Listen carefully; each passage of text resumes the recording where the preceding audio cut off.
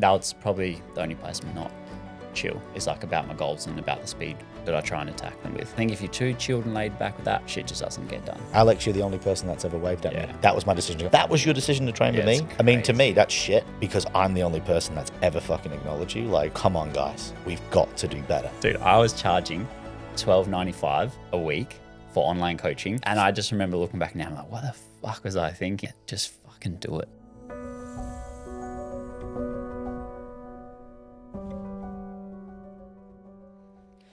Alex, welcome to the podcast. We're back. First guest, Curious Conversations. It's a pleasure. If me and you met spontaneously, we didn't know each other, in a coffee shop and we got chatting and I asked you what you did for work, what would you say? Oh, man, that's always the question I never know how to answer. I usually say I'm a personal trainer, or sometimes I'll say online personal trainer. Every now and then I'll say, I run a business. That's probably what I'd say. Terrible answer, I know. Yeah. No, but it depends, right? Because sometimes it's hard to tell people what you do. And then if you try to apprehend it by saying something different or clever, they go, oh, you're a surgeon. You go, no. Yeah.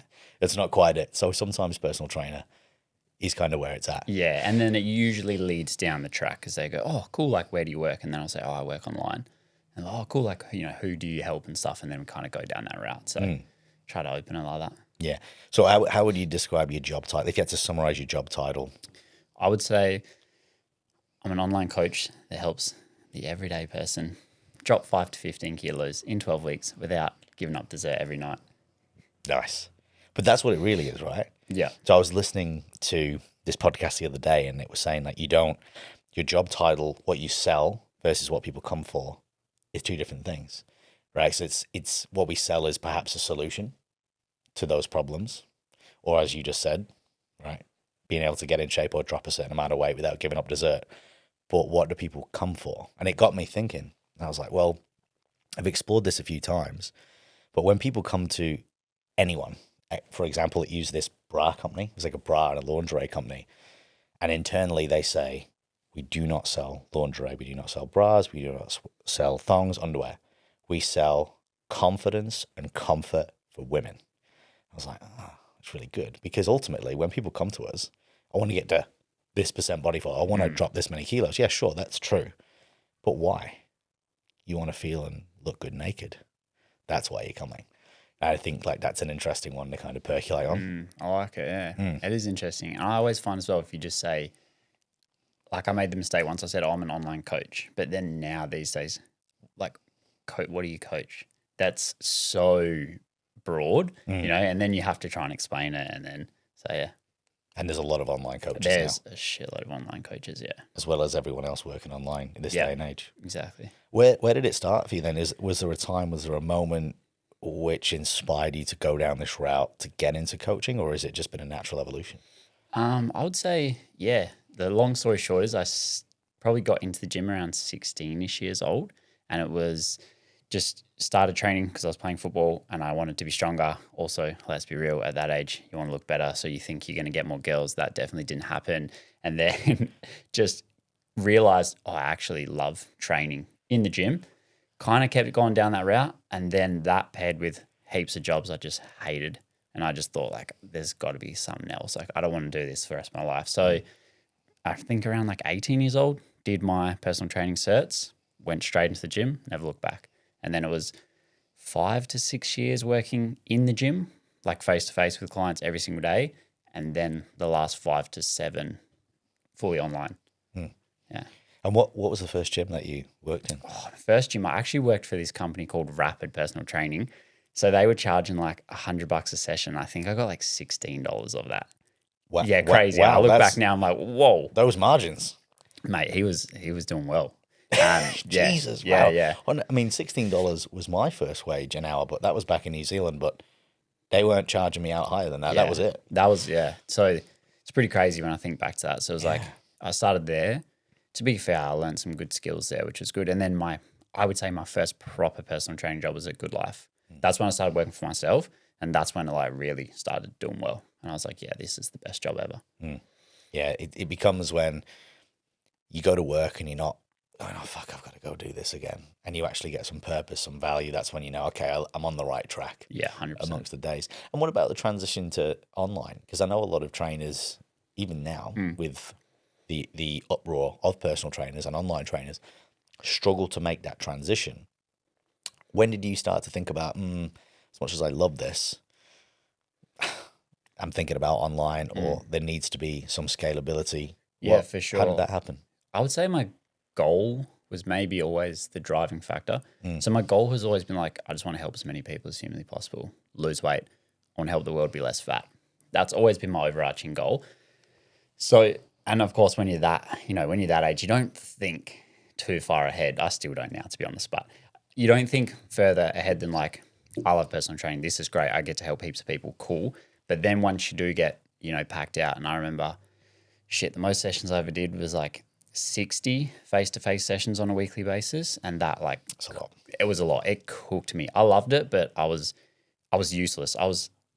Had no social life, had no good relationships because I just couldn't give anyone any like mental energy. I was just cooked all the time. And then I realized like, okay, this is capped. Like I'm capped. I can only help this many people, which don't get me wrong, amazing, but I want to help more. So then that naturally transitions to like, okay, how can I help more? It's like I could either hire trainers, they can work under me, which is like what happens now. But I thought online I could probably help a few more. That was the first step. And then it was like hire first coach, hire second coach, and so on.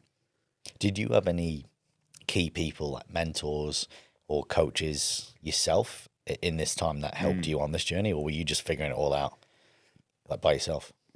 A bit of both, hey. Like I had some great mentors for sure. I've had heaps of good mentors along the way. I had some great mentors, but at the beginning, but they actually nothing what people think a mentor is now in terms of online. They were teaching me how to be a better personal trainer.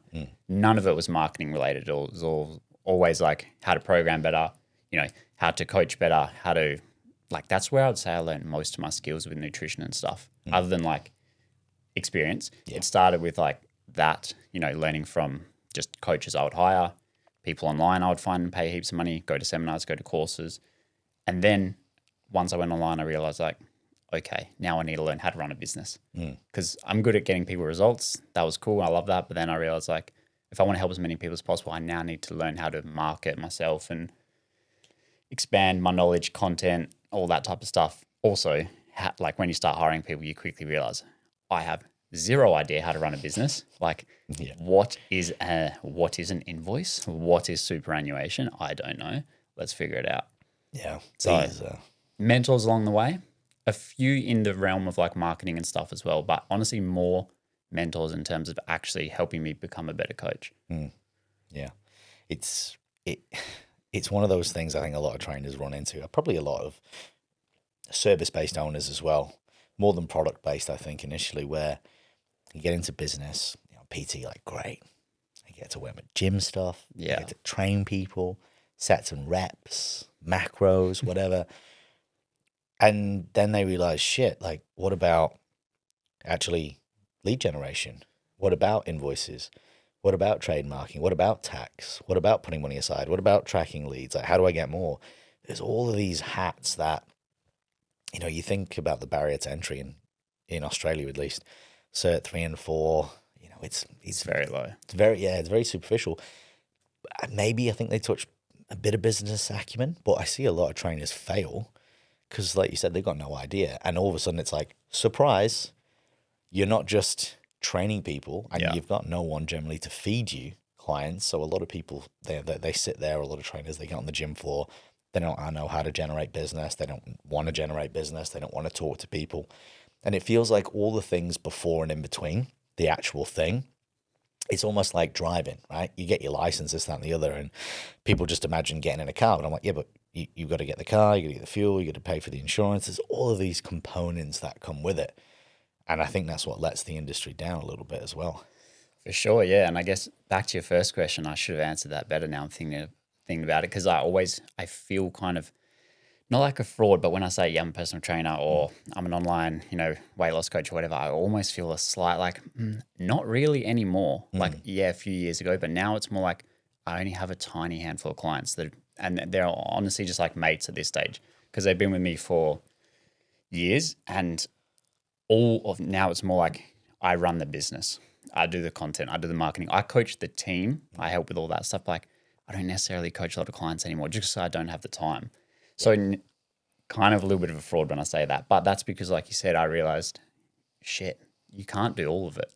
Like you can't coach all the clients and run a good business, and well, I can't anyway because there's just too many things pulling you in different directions. So that makes me think, with you now being more working, on the business as a business owner and coaching coaches as part of what you do, what out of coaching coaches has made you almost a better coach by having to go and help people that are perhaps not where you are and need that level of mentoring? The things that you've taken from that now and gone, oh, actually, in hindsight, now that I'm teaching it, I'm actually understanding this even more. Yeah, such a good question. I think the biggest thing, and I actually do think I got better at coaching over the last few years, even though I've got less clients, is because you have to, when you're training up people and you want them to coach your way or your business's style or whatever, you've actually got to stop and think about the systems and the processes and the thought patterns of like, wait, why do I do that? Why do I program this there? Why do I give that client that meal? Because I'm sure if you've been doing it for a long time, it just becomes autopilot. Like it's just second nature. You get a client in, you look at the consult form, you're like, sweet, I know exactly what to do. Like boom, boom, boom. But you don't actually write down, why did I put that there? And then also be able to give a good answer for it, because if a coach says like, oh, why do you do that? You have to have a good reason for it. So yeah, I actually found that was the biggest like hurdle I had to not jump over, but I had to become better at coaching. Because you can't just say, oh, I just know. Yeah. Because that's not a good leader. And if you want your coaches to also understand why, you need to be able to explain why. Yeah, you need to be able to draw out the philosophy and the principle. Yeah. And I think it's giving people the ability to think critically. Because if you're not always there to say A, B, C, or D, or whatever it might be, you need to know that, hey, they've got the ability to go, well, I'm making this decision based on this, this, and this, which tells me that. So like, how do you change gear in a car? People, I just know, muscle memory. Yeah, but how do you know? It's like, it's when the revs gets to a certain point, you need to upshift, whatever it might be. And it's a similar thing.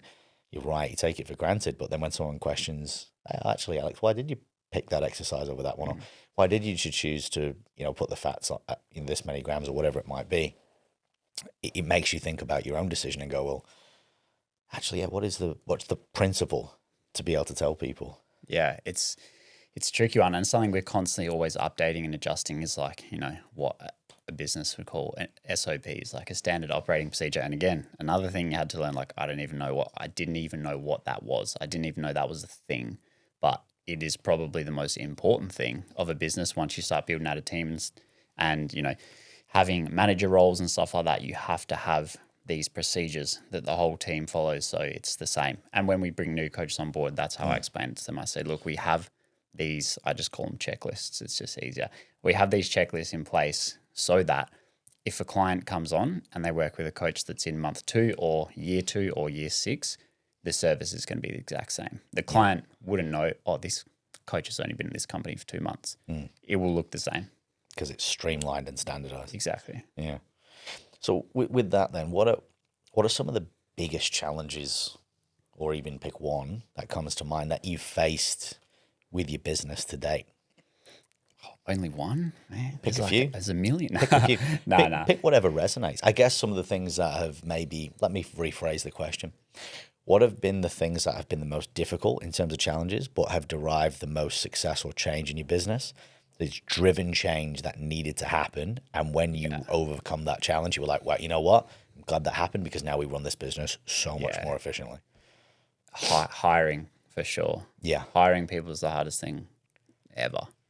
Like, I wish it wasn't, but it's the biggest challenge for sure, but also the biggest reward.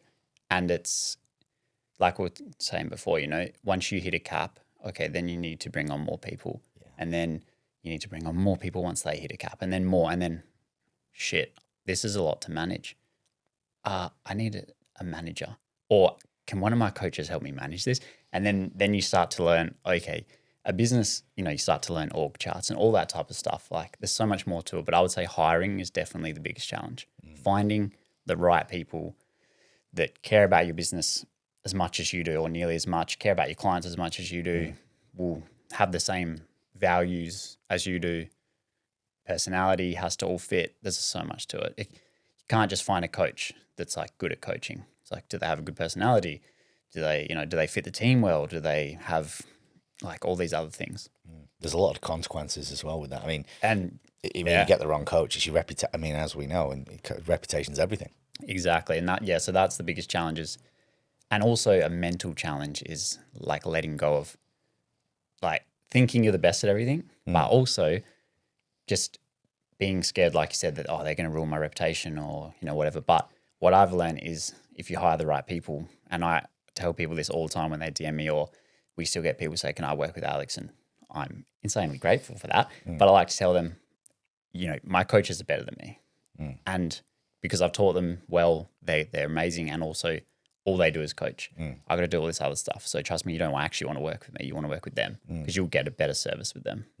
There's something to be said about the people you coach, especially because you are coaching coaches, allowing them to be better than you from a standpoint of there's no ego there, right? It's like, hey, I'm okay with it. But also like they want to do the thing, and you have to realize for this to keep growing and to fulfill your mission of helping more people, I just have to get out of my own way. And I have to let people be the best and instill in them the knowledge to do what they do. It's putting like aces in their places, right? Hey, you're really good at coaching. You do fit the criteria and you just want to coach. I'll get the clients. I'll do the marketing. I'll do the content. I'll be the face of the business. All this. I can still do it. And I think that's a key thing because I think you get a lot more respect from your staff and your clients and your coaches because you've done it yourself and you've led by example, where it'd be different if you'd never coached. It's almost like we've talked about this before, right? If you had like a fat PT or someone that's really out of shape, you go, well, you're not really leading by example. It's hard. You don't have to be the most jacked person in the room, and your clients will exceed your level of results because if you're a great coach, they should. I think you should always get clients who are excelling beyond that if they have the right, potential and whatever genetics. But it's good to be able to put those people there and step back from it and go, you know what, like I've done this, I've led by example, I still do it. Like, I know you still coach a few people, which is great. Keep your hand in because you love it, but you're able to let the business grow and let people be the best in the role that they want and deserve to be in. Yeah, 100%. And that's another thing that I learned in business. And you see that with all the best businesses, and maybe not the best, like the biggest, and I guess the best, whatever. The leaders in there will say like, I hire people that are better than me in every area. And that's what I try and learn from as well. So for example, like Alicia, who's one of our head coaches who helps me train and onboard new coaches, dude, her feedback is like a million times better than mine. Because as you can probably tell by the podcast, I like to go off on a little tangent and I ramble. Cool if we're having a little chat, but not cool, not good if you try to give precise feedback and you're trying to train someone.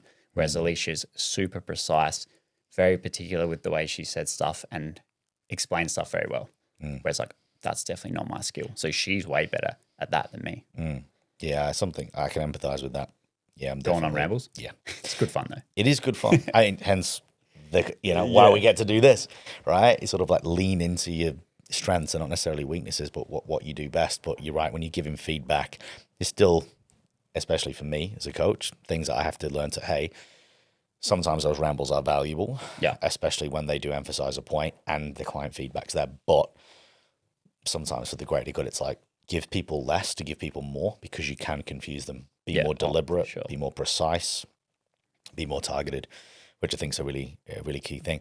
And something as well that I noticed about you, you're very calm with your energy. You're someone who's very patient.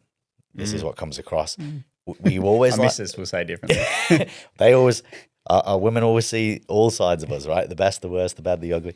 Is that a trait? Have you always been more of a relaxed character? I mean, maybe you disagree with this, but you strike me as someone who's quite poised, relaxed, calm, respectful. I mean, I remember, let's cast it back to start of the year, where I approached you on the gym floor. I asked, for some help around content and some feedback.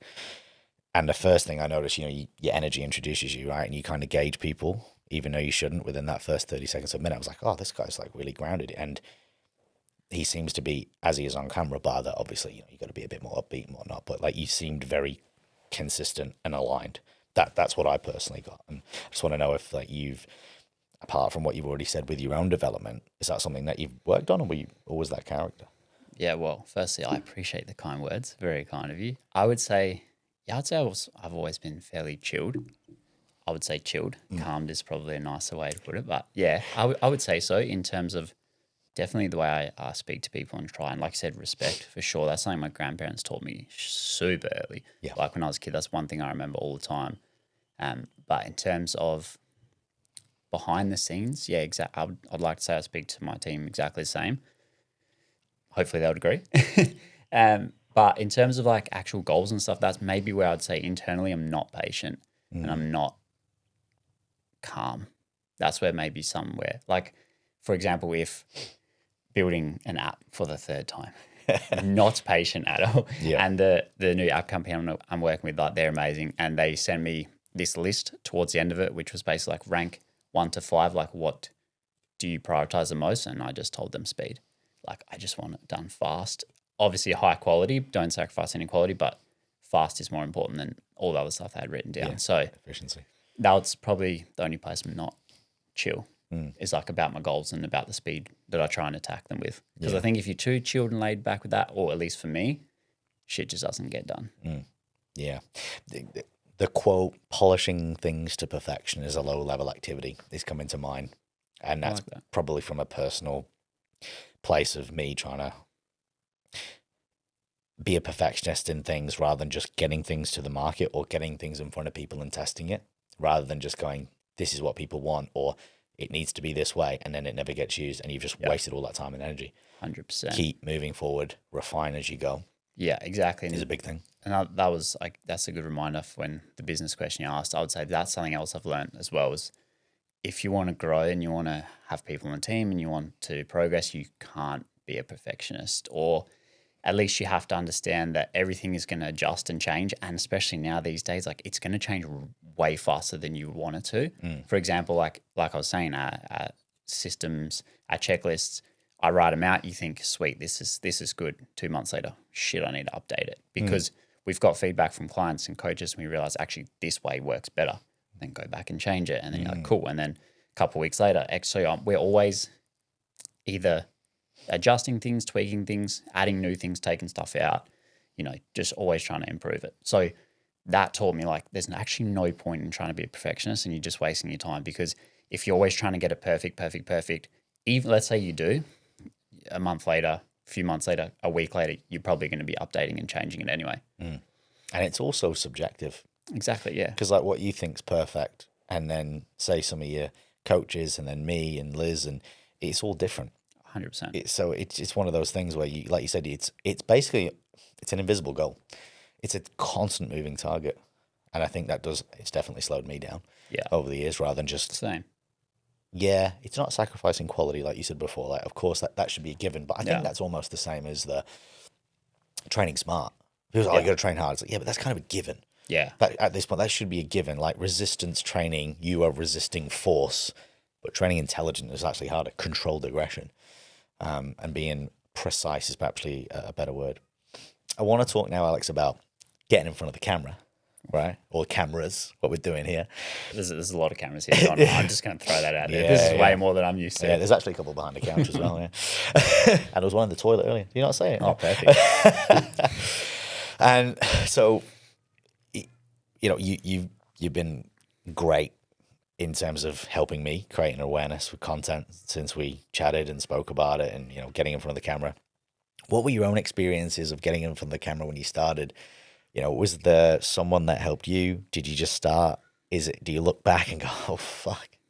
What have been some of your sort of experiences with getting in front of the camera and then getting in that online space? I look back and cringe so hard. Like my first, and they're still on YouTube and probably on Instagram if you scroll down far enough. Man, they are so bad. Like I can't even put into words how shit they are. But I leave them there as well as a reminder to myself and anyone that asks me. Or some people will say that, oh, you got lucky with this, or you gain traction really fast, and it's like, nah, trust me, I didn't. It's actually been really slow. If you go and look back, like look how shitty the first videos are. Look how awkward I am on camera. I still think I'm awkward on camera, and I don't flow that well.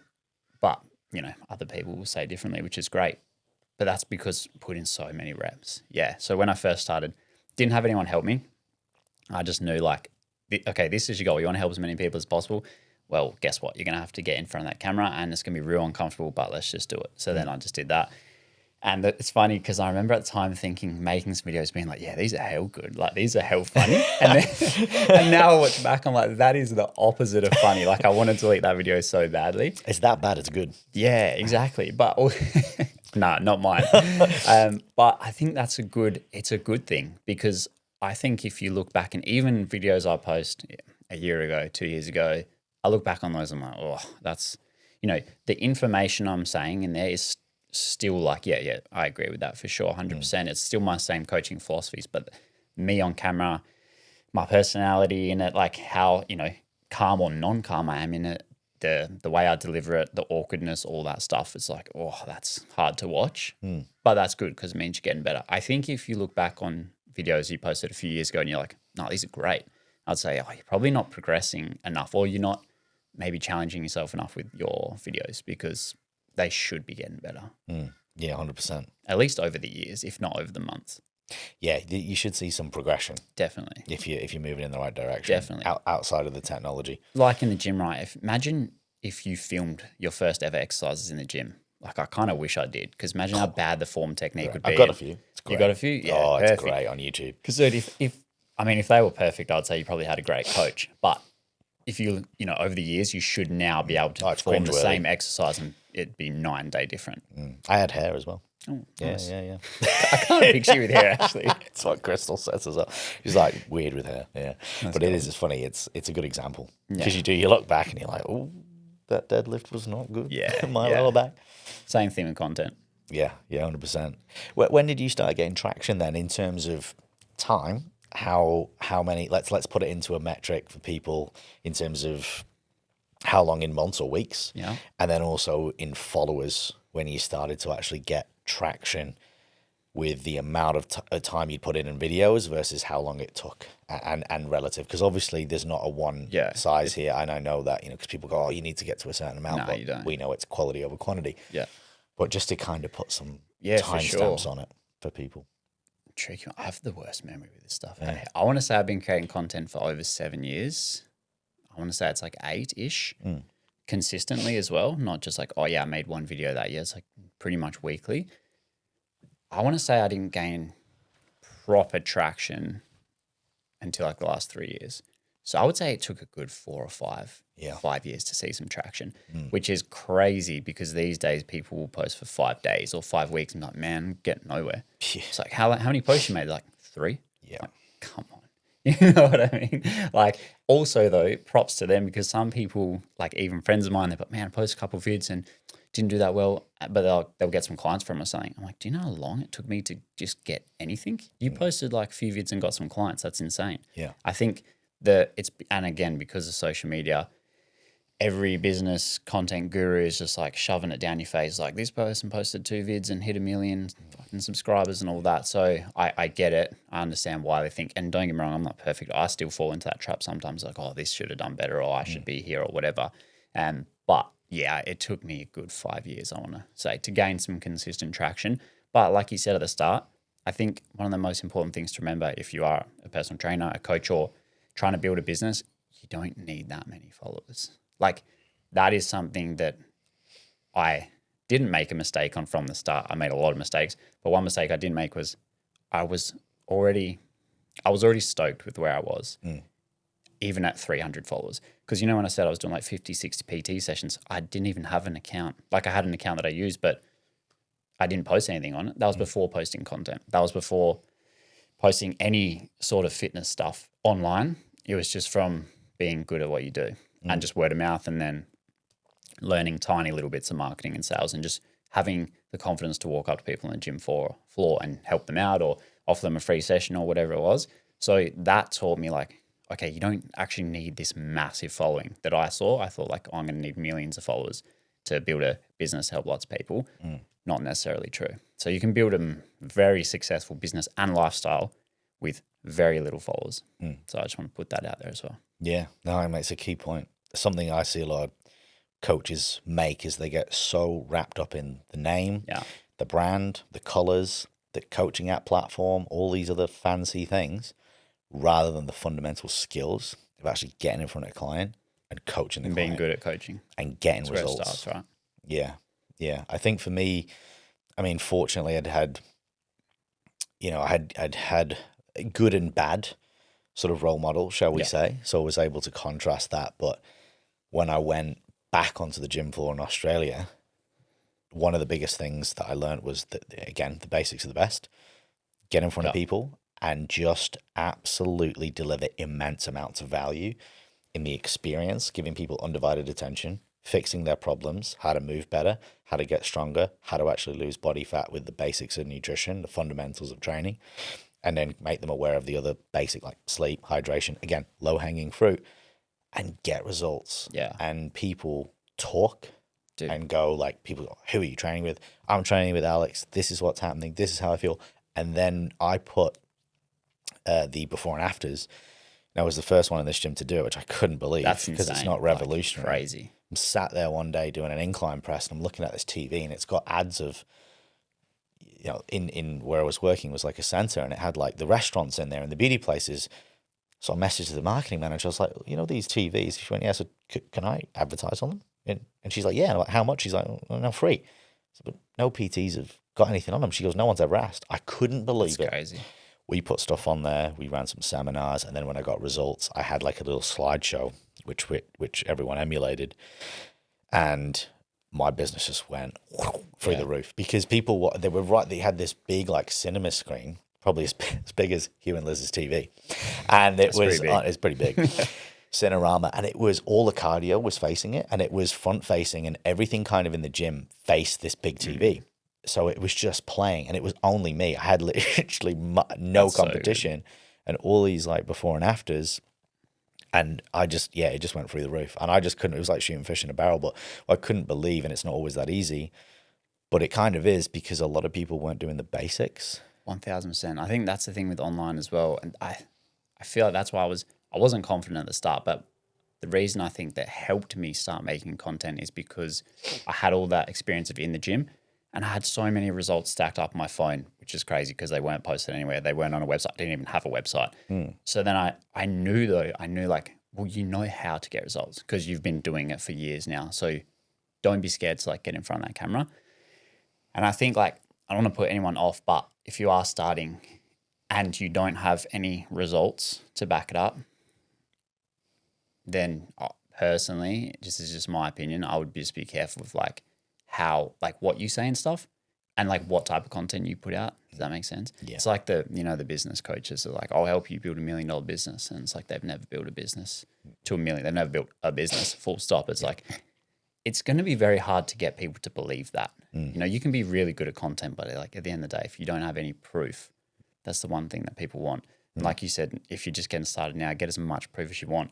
Same kind of scenario with the TV. When I started in Good Life, huge gym, 20 plus trainers. I think it's like 25 trainers at one point. I was like, how am I going to compete? I'm the youngest there. I'm like 18. Everyone else is like, 20s, 30s, 40s, super experienced. I was like, okay, this is going to be really hard. The rent was like $320 a week, which at that time, That's a lot. that's a shitload. It's probably like 600 Especially when I think you have like a 12-week build up. So it like starts, so you get like a month for free, but then I'm like, all right, I got like 30 days to start getting clients or I'm screwed type of thing. And then I was just asking, talking to trainers, talking to members, seeing what they were doing. Basically, no one was doing free sessions. And I just thought like, why? That is like, you can spend 45 minutes with a client and show and literally show them, take them through, hey, I'm really good at this, or maybe you're not training correctly or whatever. And that's all I did to build my entire client base. And I remember getting full in like a couple of months and just trainers were asking me like, hey, how did you do it? Like what type of like, how much you're charging, what's your sales? And I was like, I'm just giving people free sessions. And they were like really took back, like, really? Like, why? I'm like, what do you mean why? It's like the best form of marketing ever. You're going to, and I would always do it with a very chilled approach. Like at the end, I would just be like, hey, how did you find the session? If they really liked it, I would just say, if you want to keep going, this is how much it costs. And 90% of the time, they're like, yeah, I'm keen. Because you'd take them through like a full body session and they would quickly realize like, I don't know how to train because that was me when I first started. I would go in the gym. I'd be like, oh, that machine looks cool. Let me try that. I'll just copy this guy over here. And then quickly realize, I don't know what I'm doing. And then someone takes through a session. You're like, yeah, I've been doing this all wrong. Very, very easy to sell that way. And most people don't know the basics. And you actually, it's a lot simpler than you think, because you think, oh, they need all this stuff. But most people, they won't admit it. But like you said, they don't have a clue, respectfully. And I can emulate that there. I looked full from day one. Yeah. How many clients did I have? That's the same Zero. thing with me, yeah. And everyone was like, who the fuck is this kid? Yeah, Because exactly they were all the same. 3 sessions, but one. Other And people it makes did. you look really good. I just came in the gym and Yeah. there's like, who's this bald guy? Yeah. Just fucking full already. And like, same thing. I was just doing 3 sessions. Yeah. And you refine it. And I just, like you, I'd spend initially an hour because I didn't have anything else. You provide value and then you take it away. Or you say, hey, look, I just said, look, what have you learned from the session? What did you find the most valuable? Is it worth me sitting down and showing you some coaching options? Would you like to continue? Please tell me now. I hate the pressure sales. And most people go, yeah, I'll sit down. And then we'd sit down and I'd just have my little presentation. Not presentation, but like I'd show them the prices and the value. And like you said, most people just went, yeah. And it was unbelievable. And I just had to, I kept, I don't know about you, but I had massive imposter syndrome.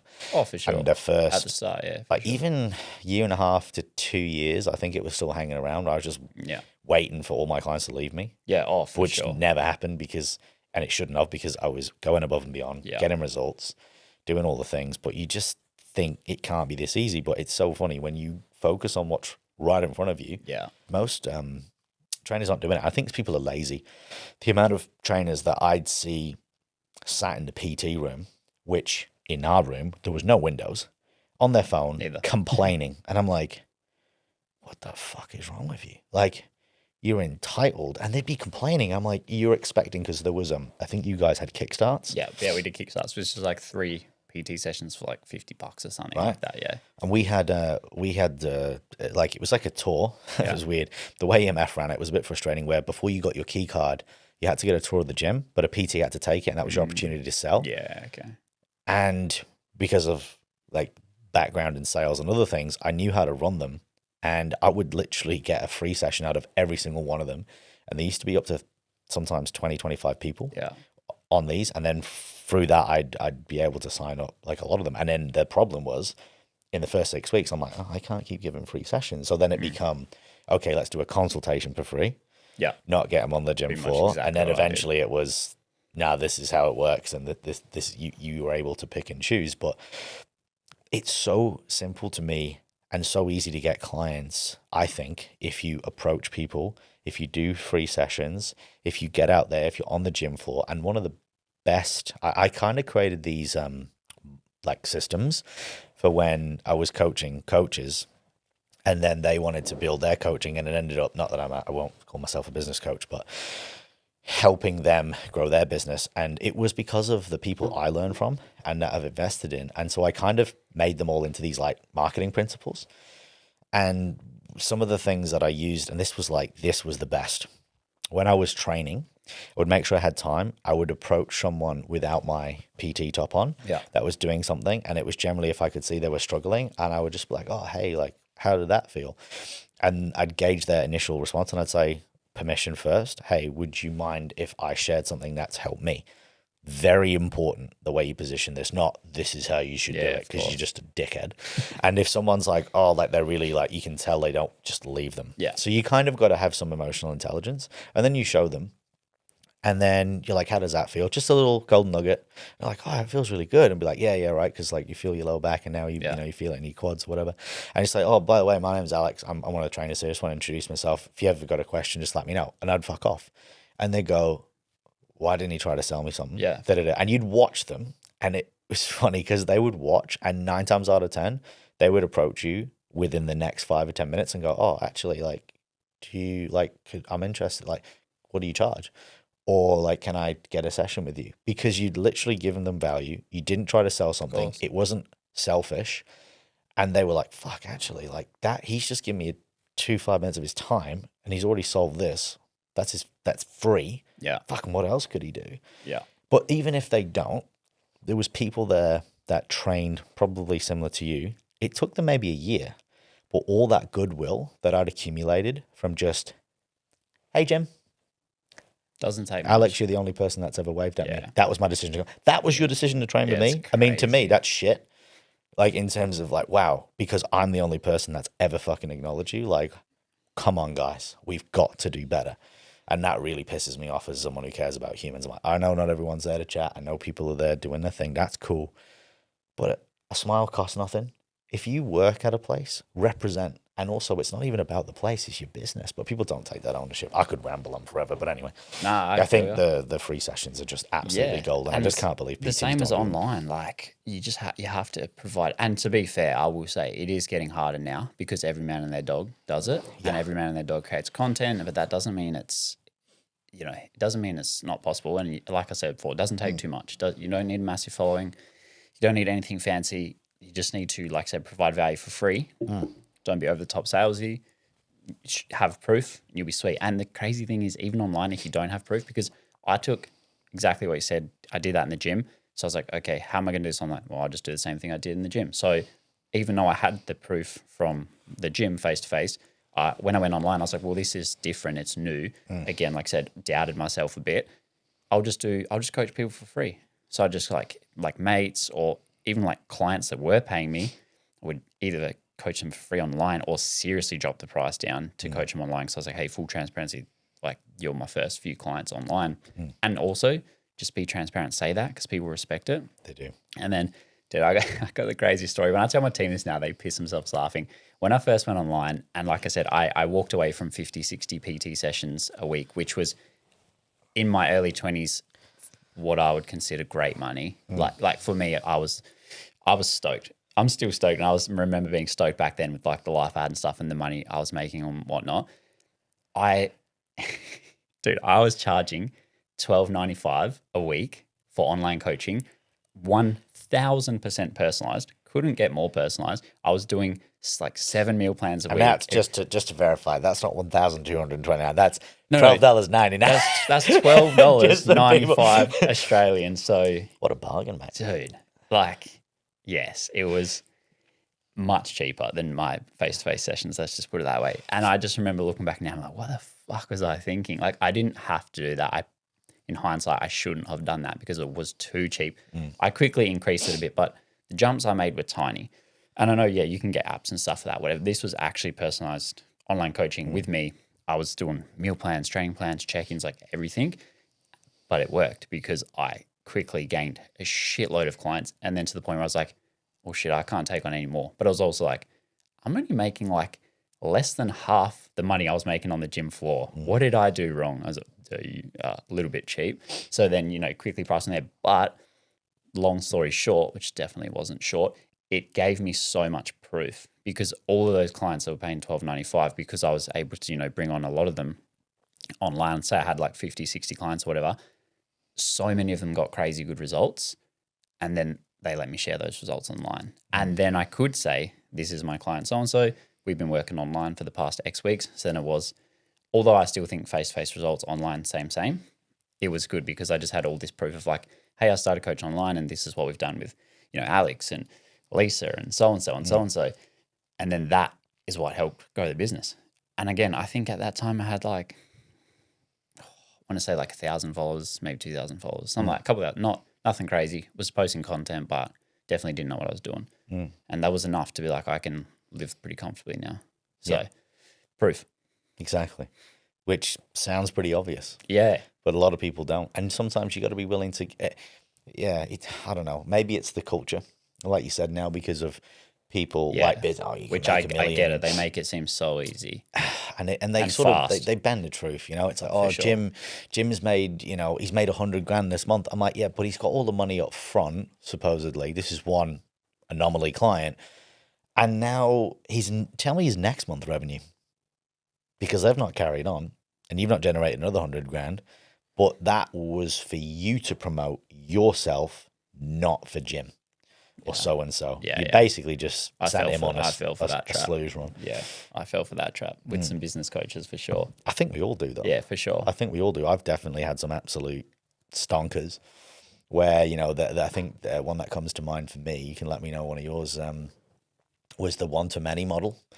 they were selling, and Like they a would go, group you know, coaching. you coach. What you do is you charge whatever as much as you can, and then you get like 5 people, and you're like, you make more money. And I'm like, yeah, but one, you're gonna get 5 people out at the same time every week, every session. That's not very individualized. Most people can't even coach one-on-one. Never mind 5-to-1 and give fucking value. And then when you're getting people leave, you've got to try and get people in that group. Like, it's such a fucked model, but it was all about yeah, but you can charge this an hour and you can do this and you can do all that. And then they were adding all this physio stuff on. So it was really hard to get the answers out of them. But in the end, they were basically, you were paying for another Cert 3 and 4. Ultimately, that's all it was, reinvented. And then they sort of like kept on referencing the Poliquin method, which was other things. But then they were doing all this physio stuff, and they were really majoring in minors. So they'd have all these like activation exercises where you do all this like 30, 45-minute work before you even got into a session. I'm like, hang on a minute. Yeah, I did some courses like that. Like, what? One, we're not qualified to do that. Two, this is actually not helping the client fucking lose fat and build muscle and actually get some tangible results. Excuse me. And I seen so, I mean, fortunately, I'd figured it out sooner rather than later, but I seen so many coaches do it. And they'd sit there, just sat down with their client, and they're all like putting their hands on them, like physios and chiros. And I'm like, you say that here, your business says lose fat, build muscle, feel confidence. We're all selling the same shit fundamentally. It's the way we do it. But yet, there's a very small percentage of us that can prove it. And that's where you said something really interesting before, and I always find this to be quite ironic because, like drivers on the road, there's a lot more of them, but how many good ones? And it's the same with coaches. It's such a saturated market, but man, if you just do the basics and you're good, you stand out like a sore, throbbing thumb. 100%. Because you are you're like the anchor in the storm, because everyone's trying to just post their ass or do something really controversial. Or I look at a lot of coaches' pages and I go through and I'm like, cool. You're not solving any problems and you've not got one fucking before and after apart from yourself. Why, I'm sorry, as a client, would I ever invest in you if you're it's like going to a car lot and going, yep, you want to buy a car? I got, yep, cars, what do you want? And then you go, where's your cars? You go, oh, I've not got any. And you go, but you're a car salesman. Yeah, but I don't have it. Look at my car. Can I buy your car? No. Like, that is, now everyone's probably thinking, yeah, that's silly, that's obvious. That is what the personal training industry and coaching industry is full of. Charlatans who have no results. And don't get me wrong, we all start somewhere. But like you said, go and coach some people for free. Get some results. And then, yeah, definitely get some accountability, even if it's $5 or $10, because you know it's that level of like, I'm investing in something, and I don't believe you should keep doing that forever. But when you've got nothing, you got nothing to lose. Yeah. And that's when you can be super dynamic and you can be really chaotic and disruptive in the industry, because you've got that ability to be super dynamic. And like you said, no one's going to see it. Like, you try some shit. Like, no one, like, you look back on your videos, and it's great that you've kept them up, Alex, because I think a lot of people delete those. Yeah, don't go and watch them, but but it's good to see, because you go back, and I do scroll back on people's content, and even content creators say it, because you go, oh yeah, okay, cool. You weren't always this person. And I think that's kind of cool to see. But I don't know. I think there's a level of entitlement out there these days where people just not wanting to do the work. That's for sure. So with that said, if you could go back, you've got 1 minute, and you could speak to your younger self. I'm talking right when you start, you're on the gym floor, it's your first day, right? A Good Life, we'll go with that one. What would you tell yourself? You got a minute. You're like, look, you've already framed that you're from the future. You've got the buy-in, right? You don't have to rationalize that, because that'd be weird, right? I'm from the future. Yeah, fuck off, mate. He's on crack, this bloke. You've already got that, and you've just got 1 minute, and you're like, I am you from 10 years in the future. Bang. What would you tell yourself? I'd say, listen here, mate. Don't be a pussy, all right? Because you're not going to care. Nah, for real though. I would literally tell myself, get it in I would literally tell myself, like, you will not give a fuck in 10 years. Yeah. Like, you will not care. These people that you think are thinking about you, which they're not, they won't care. Like, just like start taking way bigger risks now and move faster. Yeah. And just fucking do it. Yeah. Don't be a little pussy. Yeah. That's honestly what I tell myself. Because Yeah. that's still what I tell myself now. Yeah. When I face one of those decisions, like, oh, should I do this? I just don't be a pussy. Just Yeah. do it. Yeah. Because worst thing, Just do it. just do it. Because like the worst thing that's going to happen is it doesn't work, and then you're just in the same spot. All good. Or actually, you learn something. So actually, yeah, probably shouldn't hire that type of personality. That was silly. All right, cool. Won't do that again. All good. You just keep going. Yeah. So Yeah. it's almost It like would probably be that simple, to be honest. just get stuck in, be fearless, and the things that you think are going to be bad or the consequences, that they're going to be grains of sand on the beach of your career. Exactly. And I would just move faster. Just take the action faster. Because if I think back to all the stuff that I've done and the one thing I always think is like, oh, I would like to say I don't have like regrets, but I would just say, I wish I did it earlier. That's the only thing I can think of. Like even content, although I did start it early, I would say, I wish I started earlier. Yeah. Because I wanted to start it like 2-3 years before I did. It's just being a little pussy. Just wouldn't do it. It's just being a too little scared. bitch. Just being a little bitch. And then I think, well, you'd be 3 years ahead right now. That would be cool. But that's all good. Just some good takeaways from people there listening. Hopefully. You know, if people are interested in the whole, like, what would you recommend for the content thing? Well, just get Stuck in. Just yeah. don't do it. And honestly, like one other thing I would say is like no one cares. And I know that's so cliche. You've heard it a million times, but it's true. No one cares. And I'll just remind myself like you're gonna die one day anyway. So I know that might sound a little bit morbid, but that thought has always helped me a lot from then on moving forward. I just think like you will die and everyone around you will eventually die. No one will even know your name. No one will care. All of this will be gone. So it doesn't 50 matter. to 100 So you may years. as well just give it a crack. Yeah. No, look, I agree. I'm a little bit, I say far-fetched sometimes in my thinking, but I do like to use that frame of like, well, I'm going to be in the earth one day, regardless of what I believe. And yeah, if you do believe you're going to go somewhere else, great. But this time right here and now will never come again. So in reality, if we try to apply some logic, you think, well, fuck, if I've only got this kind of opportunity now, what's the worst that's going to happen? I know that was a really big turning point for me. I was playing it safe. Yeah. And I wasn't playing to win, where now I play to win. Not by taking stupid, unnecessary risks, but being able to take risks where it's like, yeah, you know what? If this doesn't come off, for example, I do a bit of content. It doesn't hit. It offends some people. Well, you learn something. Yeah, exactly. Crack on. People will forget about it, or even the people that offended weren't going to be your clients anyway, so don't worry about it. And you kind of need to be polarizing. So yeah, it's that's great advice. It's good advice. So what are some of the things you mentioned the app before, Alex? That's really exciting. What are your plans for the future? We've talked about sort of where you've been and what you've done. What's the trajectory at this point? What's on the horizon? Honestly, it's more of the same. Just keep doing more of it. Keep doing what we're doing, and try not to get sidetracked.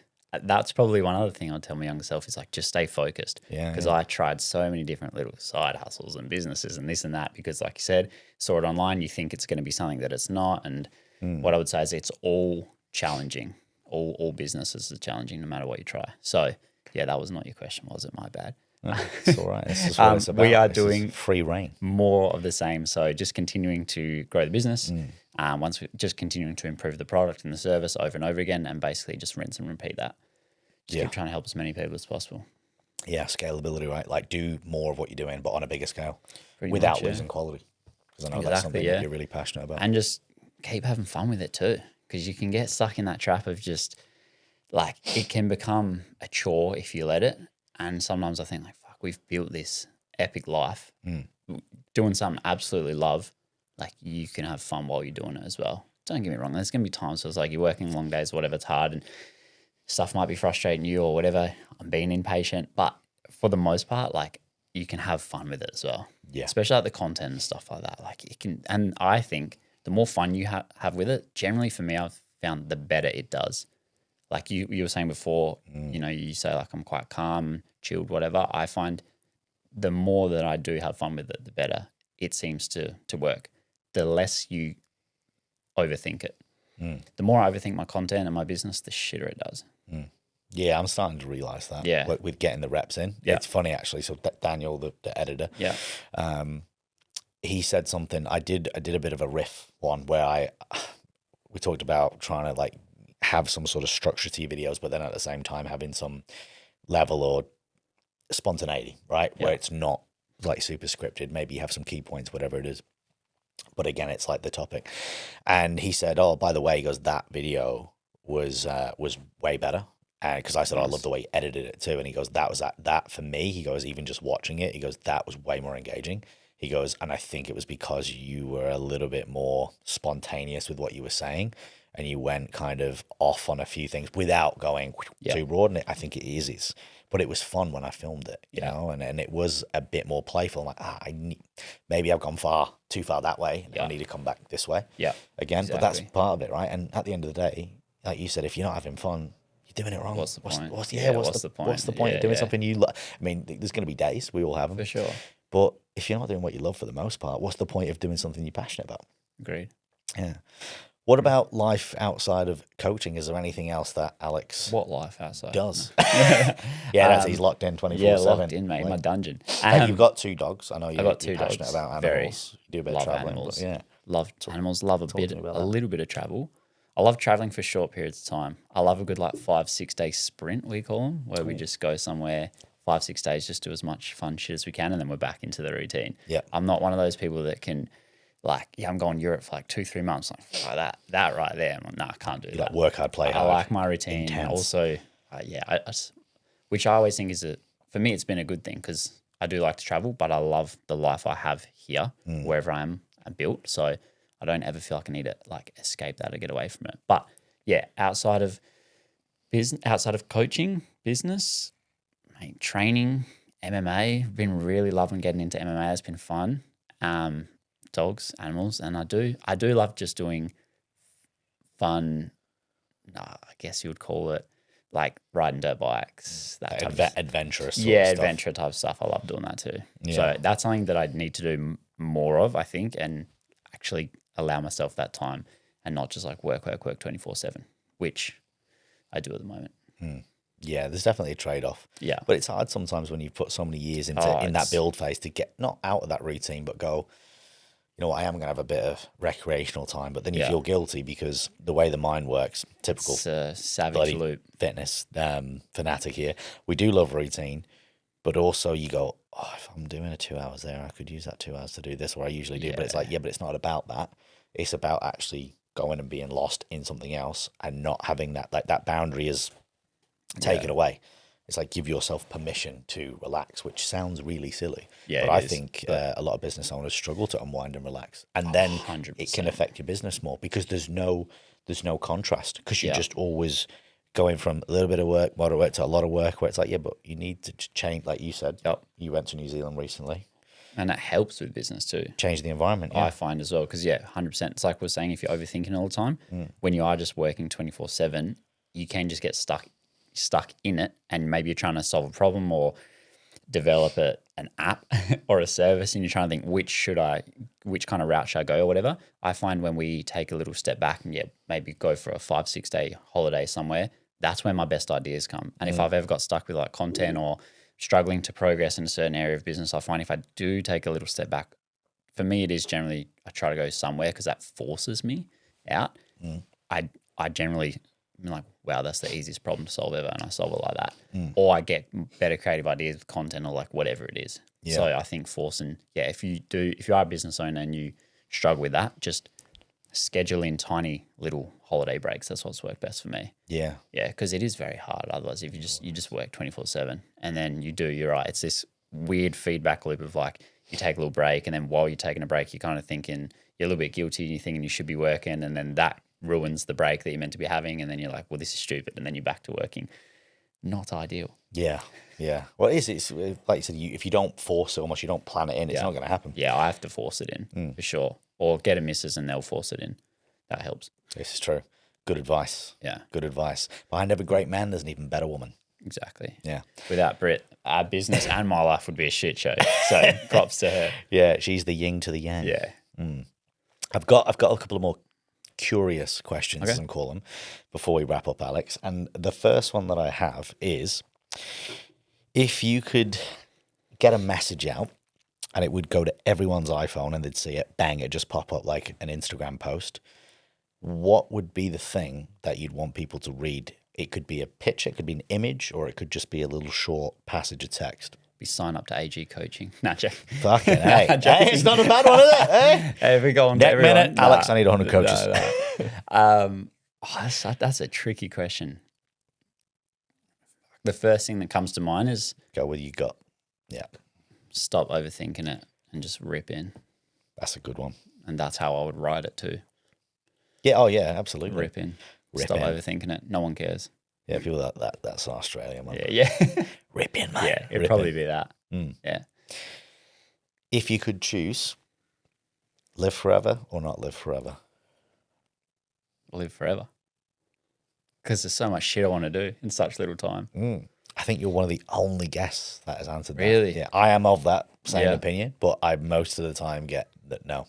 Yeah, right. I know people's like forever's a long time. I'm like, yeah, no. And there's a lot of dynamics because Yeah, we go, yeah. well, can I kill myself? I'm like, yeah, but no, just whatever comes to mind. Yeah. That's the first thing that comes to mind. Yeah. And finally, what's one thing that you're curious about outside of the realms of training, what you do for business, that you want to learn more of in the coming 12 months or years? Outside of business and training. Yeah, outside of your profession, what's one thing that you're really curious on that you want to learn more of or you want to start to delve into a little bit more? Could be anything. Does MMA classify as training?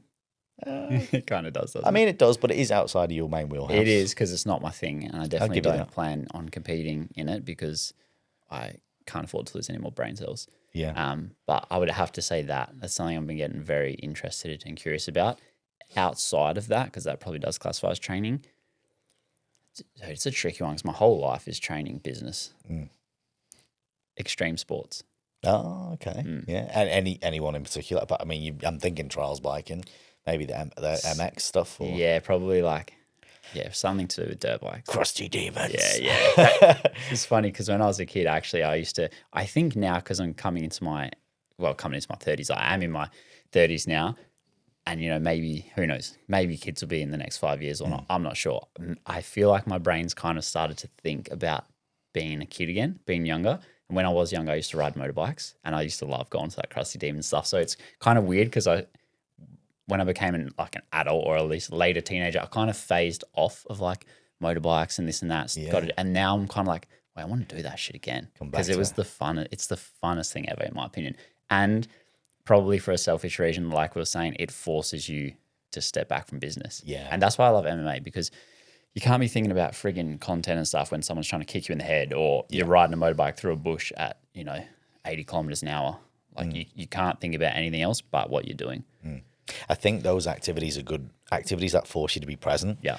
Sometimes for people of high agency is what they need because you are forced to be, like you said, Forced to stop. when you're in that mode, like you can't. You have to be present, and that is a form of therapy. I agree. I've always said that, actually. I know for me, when I used to race on four wheels, it was you kind of get in this real cathartic rhythm. And there's something about, even though you're going so fast and things might seem chaotic to someone watching, there is a calm within that because 100%. I think of the brainwaves, the way you kind of have to settle into that rhythm and everything that you're doing. And there is a bit of a rhythm on a bike as well. Yeah. No, it makes total sense. I've thought about that heaps recently, yeah.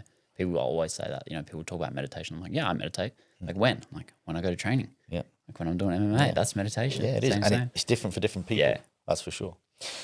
Where can people find out more about you? They want to follow along the journey. They want to learn a little bit more about how to eat dessert and get in shape. That's my specialty. That's it. Where they're going. Oh, I love a bit of dessert. Alex Gamble Coach on Instagram and Facebook, I think, and YouTube's just Alex Gamble. Awesome. Is there anything else you want to say to the listeners and the watchers before we leave? Just don't overthink it and rip in. Have a good time. Thanks for having me. Yeah, mate. No, I appreciate your time. Thanks for sharing it. And for everyone that's joined us, we appreciate you. If you like this video, make sure you give us some support. Give it a like, give it a share. And we'll see you on the next episode. Stay curious.